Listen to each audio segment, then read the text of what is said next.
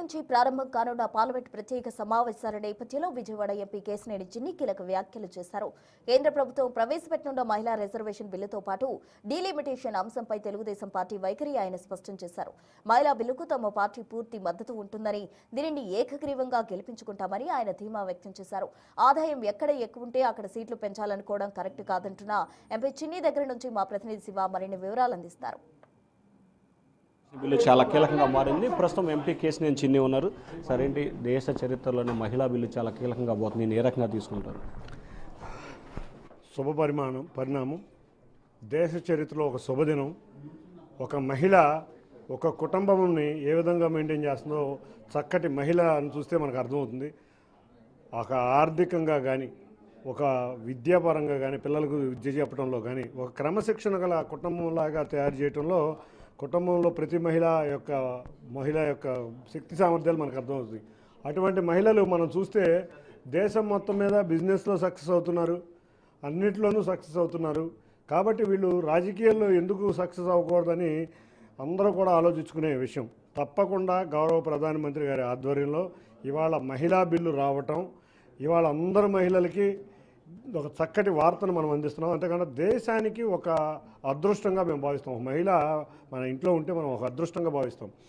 తప్పకుండా ఈ మహిళా బిల్లు వల్ల రాజకీయాల్లో కొత్త చైతన్యం రాబోతుంది.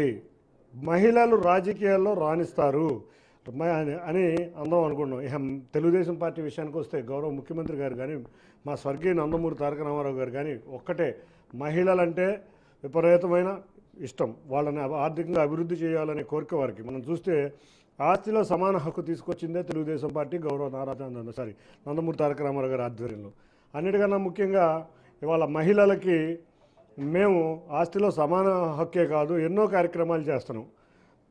మనం ఆ రోజు లోకల్ బాడీ ఎలక్షన్స్లో మహిళలకు రిజర్వేషన్ పెట్టిందే నందమూరి తారక రామారావు గారి ఆధ్వర్యంలో తెలుగుదేశం పార్టీ. ఇవాళ మహిళలకి మేము ఆర్థికంగా అభివృద్ధి చెందాలని చూసి ఉచితంగా ప్రైవేట్లు బస్సుల్లో ఉచిత ప్రయాణం, పిల్లలకి చక్కగా చదువు చెప్పించుకునే విధంగా తల్లికి వందనం ద్వారా 15,000, ఇట్లా ఎన్నో మహిళలకి ఇష్టమైన కార్యక్రమాలు, మహిళలు ఆర్థికంగా అభివృద్ధి చెందే కార్యక్రమాలు తీసుకురావడం జరిగింది.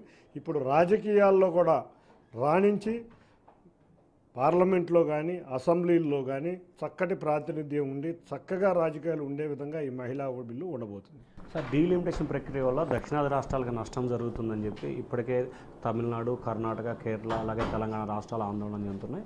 అలాగే ఏదైతే తెలంగాణ సీఎం లేఖ కూడా రాశారు అన్ని రాష్ట్రాలకి, దీనిపై ఏమంటారు? ఆయన లేఖ నేను కూడా చూడటం జరిగింది. కొంచెం మంచి వ్యక్తి, కానీ లేఖ హాస్యాస్పదంగా ఉంది. నెట్ జీడిపిలో ఉన్న ఆర్థిక శక్తిగా ఉన్న చోట్ల 50% సీట్లు ఇవ్వాలని వారు కోరటం జరిగింది. అంటే ఏమనుకుంటున్నారో నాకైతే తెలియట్లేదు. ఇవాళ మన దేశం అంతా సమగ్రాభివృద్ధి జరగాలని మేము అందరం కోరుకుంటున్నాం. అంతేగాని ఆర్థికంగా అభివృద్ధి ఉన్న చోట మరిన్ని ఇస్తే ఇంకా అక్కడ ఉన్న ఈ శక్తులే అభివృద్ధి చెందుతాయి, కానీ దేశం అంతా అభివృద్ధి కుంటుపడుతుంది. అంటే ఆయన కోరుకున్నట్టు హైదరాబాద్లో ఎక్కువ సీట్లు ఇవ్వాలి, తెలంగాణ మిగతా దాంట్లో అంతా కూడా సీట్లు తక్కువగా ఉండాలని కోరుకుంటున్నారేమో. మేము అట్లా కోరుకోవట్లా. మేము ఆంధ్రప్రదేశ్ రాష్ట్రం అంతా సమగ్రాభివృద్ధి ఉండాలి, దేశం అంతా సమగ్రాభివృద్ధి ఉండాలి, ప్రతి ఒక్కడికి మనం ప్రాతినిధ్యం ఉండాలి అనే విధంగా ఈ బిల్లు రాబోతుంది. తప్పకుండా మనం చూస్తే ఒక్కొక్క పార్లమెంట్ నియోజకవర్గంలో ఇప్పుడు ఓవర్ క్రౌడ్ అయిపోయింది. 18 నుంచి 25 లక్షల మంది వరకు ఓటర్లు ఉంటున్నారు. వాళ్ళందరినీ కలవడం కూడా చాలా ఇబ్బందికర పరిస్థితులు. ఈ బైఫర్కేషన్ వల్ల ఆ సమస్యకు కూడా పరిష్కారం అవుతుంది. సో ఇది మొత్తం మీద చూసుకుంటే దక్షిణాది రాష్ట్రాలకి అన్యాయం జరుగుతుంది అనే మాట ఏమాత్రం కూడా వాస్తవం లేదు. కావాలనే కొంతమంది వ్యక్తులకు సంబంధించి వారి రాష్ట్ర ప్రయోజనాలు దృష్టిలో పెట్టుకుని ఆ రకంగా వ్యవహరిస్తున్నారు. ఏదైతే డీలిమిటేషన్ ప్రక్రియ మూలంగా దేశవ్యాప్తంగా అభివృద్ధి చెందుతుందని చెప్పి ఎంపీ కేశినేని చిన్ని